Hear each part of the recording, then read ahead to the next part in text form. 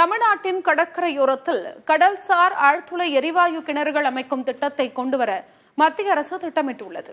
இந்த நடவடிக்கையை கைவிடுமாறு பிரதமர் மோடிக்கு முதல்வர் ஸ்டாலின் கடிதம் எழுதிய நிலையில் இந்த திட்டம் குறித்தும் இதனால் ஏற்படக்கூடிய பாதிப்புகள் குறித்தும் விவரிக்கிறார் செய்தியாளர் பாலவெற்றிவேல். மன்னார் வளைகுடாவில் எண்ணெய் கிணறுகள் அப்படிங்கிற ஒரு தலைப்புல முதல்ல மன்னார் வளைகுடா தென் தமிழகம் இலங்கையை ஒட்டி இருக்கக்கூடிய கடற்பரப்பாக உள்ளது.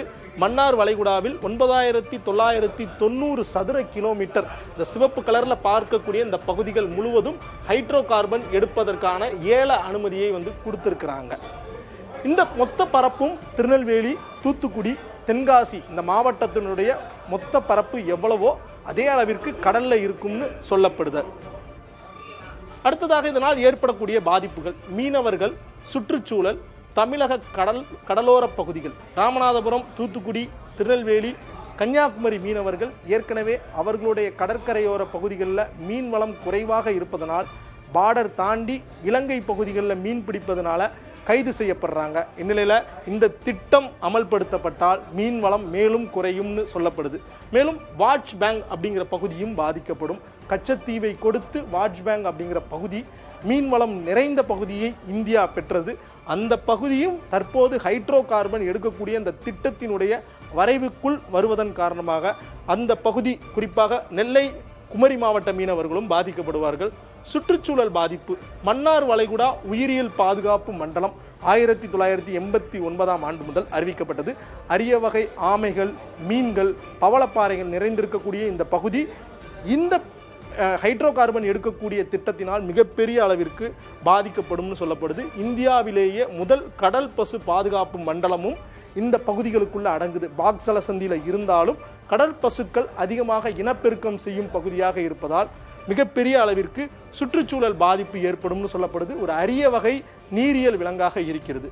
மேலும் எண்ணெய் குழாய்கள் பதிக்கப்படும். ஹைட்ரோ கார்பன் திட்டத்தின் காரணமாக அந்த எண்ணெய் குழாய்களில் ஏற்படக்கூடிய கசிவு காரணமாக மன்னார் வளைகுடாவின் கடல் வளம் மிகப்பெரிய அளவில் பாதிக்கப்பட்டு பவளப்பாறைகள் அழியும் ஒரு சூழலும் ஏற்படும்னு எச்சரிக்கை விடுக்கப்படுது.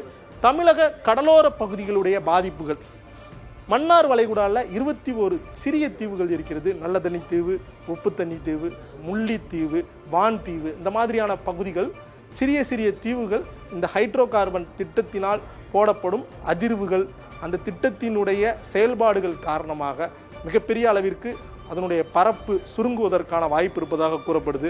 மேலும் சமீப காலமாக திருச்செந்தூர், குலசேகரப்பட்டினம் உள்ளிட்ட பகுதிகளில் கடல் அரிப்பு அதிகமாக ஏற்படுகிறது.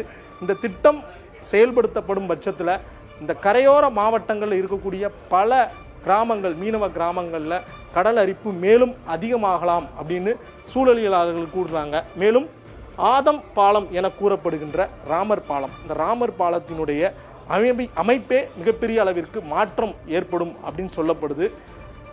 ஏற்கனவே சேது சமுத்திர திட்டம் இந்த ஆதம் பாலம் வழியாக செல்வதன் காரணமாக பாஜக அதற்கு கடும் எதிர்ப்பு தெரிவித்த நிலையில் இந்த ஹைட்ரோ கார்பன் திட்டம் செயல்படுத்தப்பட்டால் இந்த திட்டுக்களுடைய அமைப்பு மாறும் என எச்சரிக்கை விடுக்கப்படுகிறது.